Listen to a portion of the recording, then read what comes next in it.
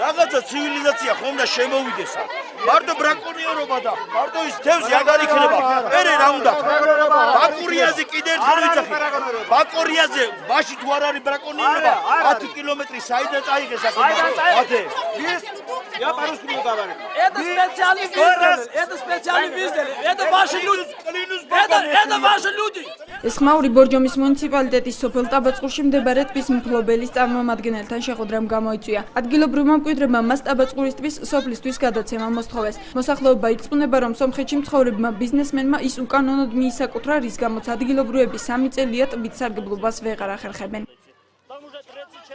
ტბა, რომელიც სოფელ ტაბაწყურში მდებარეობს, წლების განმავლობაში მოსახლეობას ეკუთვნოდა. ამ დროისათვის კი ეს ტბა გაყიდულია და ადგილობრივ მაცხოვრებლებს არ აქვთ უფლება აქ თევზი დაიჭირონ. ჩვენ თქონ არის რომ რაც ხის იქ ჩვენ გადავიხდით მთავრობას ბუჯეტში რომ ჩვენი ბუჯეტი კონდეს რაიონში ჩვენი ფული კონდეს ბუჯეტში რომ რაიონმა ჩვენთვის დაეხმაროს. მუდმივობას კი არ თხოვობ ჩვენ. მთავრობამ რას მოითხოვებს? მთავრობის წესებით, მთავრობის კანონით საგადასახოთ ჩავაბარებთ. მისცონ უფლება როცა შეიძლება დაჭერა დავიჭიროთ, როცა არ შეიძლება არ დავიჭირებთ. კაცო და თავრობამ რასაც დააფასებს იმ თავს ჩავაბარებთ თავრობის იმაში სალაროში. ჩვენ ვთხოვთ რომ მომეცეთ საბუთი ისე არ მინდა ჩვენი თევზის ჭრა. არ შეიძლება როგორც წესია, როგორც კანონია, ჩვენც მინდა ეგ ლიცენზია. ჩვენ თელი სოფლით მინდოდით ეგ ლიცენზია. არა ჩემია ეს რაჩი გამბობს. ჩვენია ეს ტბა ჩვენია, როგორ შენია, აბა როგორ შეიძლება.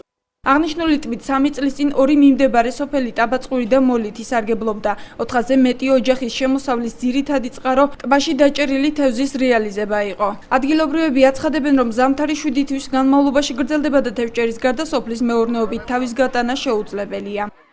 Маецети дал 150 вот они забрали, милиция забрала. Я ничего не могу сказать. Забрали хорошо сделали. Почему? Почему людям не дают, чтобы люди спокойно, пускай работу отдают.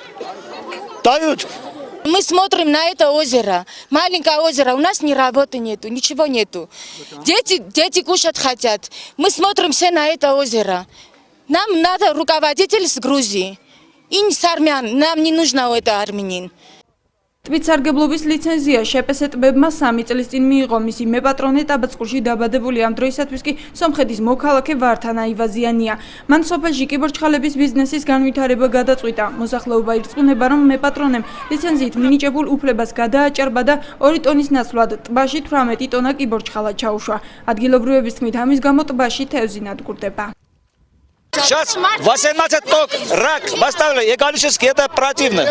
Здесь чистая вода, и даже сейчас туристы не ходят сюда, потому что боятся купаться в озере. იყვნენ ჩამოსული მაგათი წარმომადგენლები, ვნახე მაგათი საბუთები, რომ ამავე წლის 18 აპრილს ქონდა რაღაცა ლიცენზია. რაღაცა თევზების ნაირები არის, რომ რამდენი დონა, რომელი თევზი არის. საბუთებში კიბორჩხალაზე არ ყოფილა? არაფერი არ ყოფილა საბუთებში, არ მინახე მე.